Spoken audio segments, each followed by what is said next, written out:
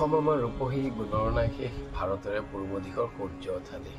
নমস্কাৰ, মই পিকে মুনুই আপোনালোকক মোৰ চেনেললৈ স্বাগতম জনাইছোঁ। গণেশ চতুৰ্থীৰ উপলক্ষে আপোনালোকক বহুত বহুত শুভেচ্ছা জ্ঞাপন কৰিছোঁ। আজি মই আপোনালোকৰ ওচৰলৈ এটা নতুন ভিডিঅ' লৈ আহিছোঁ গণেশ চতুৰ্থীৰ উপলক্ষে। যদি মোৰ ভিডিঅ'ত চাই আপোনালোকৰ ভাল লাগে, লাইক কৰিব, শ্বেয়াৰ কৰিব, ছাবস্ক্ৰাইব কৰিব, এনেদৰে সাহস দি যাব বুলি মই আশা কৰিছোঁ। এটা কথা কৈ থৈ দিওঁ, মই ভিডিঅ' বনাই থাকোঁতে ইউটিউবাৰ মধুস্মিতা বাক দেখা পালোঁ। মধুস্মিতা বাক দেখি অলপ সাহস আৰু অলপ পালোঁ। সাহস অলপ গোটাই লৈ মধুস্মিতা বাক বা বুলি মাত দি বাৰ লগত এখনি ফটো উঠালোঁ। এই ফটোখন মই আপোনালোককো দেখুৱাইছোঁ, ছাইডত দিয়া আছে। এই ভিডিঅ'টোত দেখা পূজাখন হৈছে ফটাশিল আমবাৰীৰ বিষ্ণুপুৰত। এই পূজাখনত খুব ধুনীয়াকৈ 40 ফুট উচ্চতাৰ এজন খুব সুন্দৰ গণেশৰ মূৰ্তি তৈয়াৰী কৰি লোৱা হৈছে।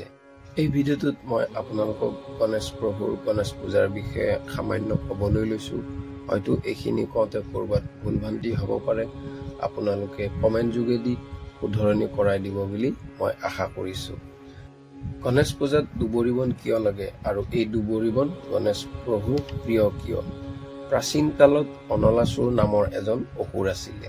এই অসুৰজনে স্বৰ্গ মৰ্ত্য পাতাল সকলোতে বৰ অত্যাচাৰ চলাই আহিছিলে আৰু তাতে বসবাস কৰা ঋষি মুনি লোকসকলক তেওঁ খাদ্য হিচাপে গোটাই গোটাই গিলি খাই পেলাইছিলে।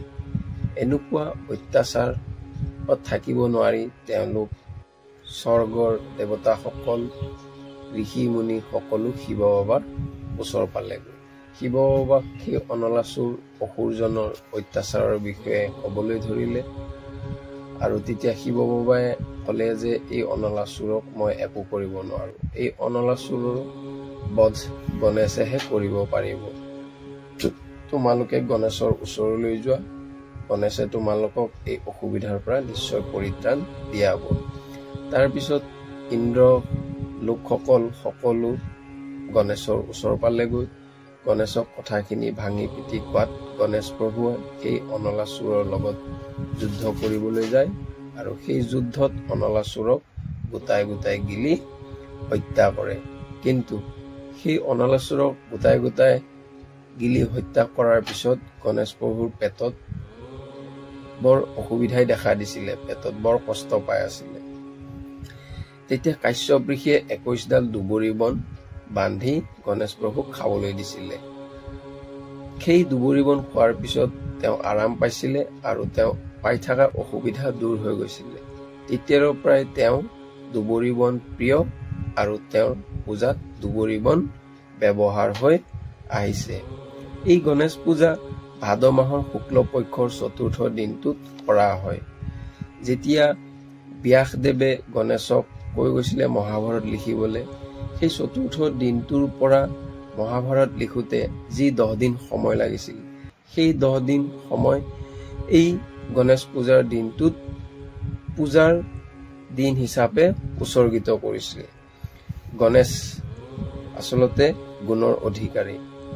তেওঁৰ গুণৰ পৰা আমি লাভালাভ পাবলৈ হ'লে আমি ঘৰত কিছুমান এনেকুৱা কাম কৰিব লাগে যিবোৰ কাম কৰিলে আমাৰ ঘৰখনৰ কাৰণে সুখ শান্তি কঢ়িয়াই আনে।